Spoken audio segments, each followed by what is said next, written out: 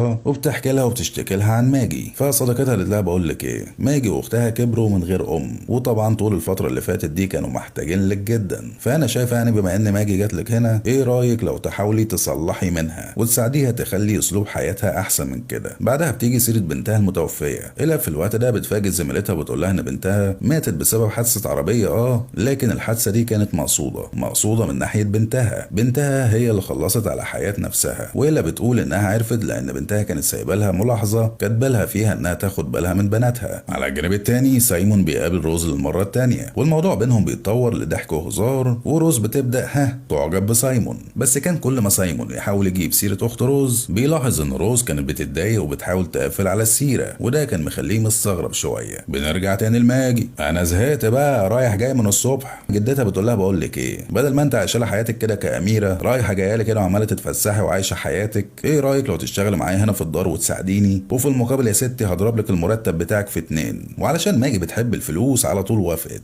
بس ماجي ما كانتش شايفه شغلها بضمير. يعني مثلا كان في واحد عجوز كده واعمى، ده كان بيحب ان حد يقرا له، فطلب من ماجي انها تقرا له شويه، ولكن ماجي رفضت واكتفت انها تعمل الشغل المطلوب منها بس. في نفس الوقت من الناحيه التانيه روز مشغوله جدا على ماجي، وكل ما تتصل بيها بتلاقي رقمها خارج الخدمه. وتاني يوم بتخرج مع سايمون للمره الثالثه، بيحضروا مباراه كره سله مع بعض وهما الاتنين بينبسطوا جدا. ولأول مرة روز بتاخد سايمون عندها في البيت، هناك بيكملوا سهرتهم مع بعض وبيتكلموا مع بعض، وبعدها الموضوع بيتطور قوي، حتى انت يا سايمون طلع غرضك مش شريف. اما على الجانب التاني فماجي بتخلص شغل وبترجع البيت، بتلاقي هيلا قاعدة مع اصدقائها بيتفرجوا على فيلم، فماجي بتقعد معاهم وبيسهروا شوية مع بعض بيتصاحبوا على بعض. وبعد ما السهرة بتخلص اصدقاء هيلا بيمشوا، ولكن لويس قبل ما يمشي كان بيحاول يتشقى شوية. وهي لويس الحركة دي اساسا ممكن ينزل لك فيها غضروف يا لويس. ماجي بتشوف اللي بيحصل ده فبتنصح إلها انها تدي للويس فرصه، بتقول لها قبليه يا ست وعيشوا حياتكم شويه. بس إلها ما كانتش مهتمه قوي وسالت ماجي اختها فين، وكانت عاوزه تبعت لها يعني علشان تيجي تقعد معاهم شويه. بس ماجي قالت لها ان اختها محاميه فبالتالي مش فاضيه خالص ومش هتقدر تيجي تقعد هنا خالص، وده لان ماجي كانت خايفه من مواجهه اختها مره تانيه. المهم تاني يوم ماجي بتعمل شغلها وبتروح لنفس الراجل العجوز الاعمى. الراجل ده للمره التانيه طلب منها انها تقرا له كتاب، ده اللي خلى ماجي تعترف له انها مش بتعرف تقرا كويس. الراجل ده قال لها انا هعلمك.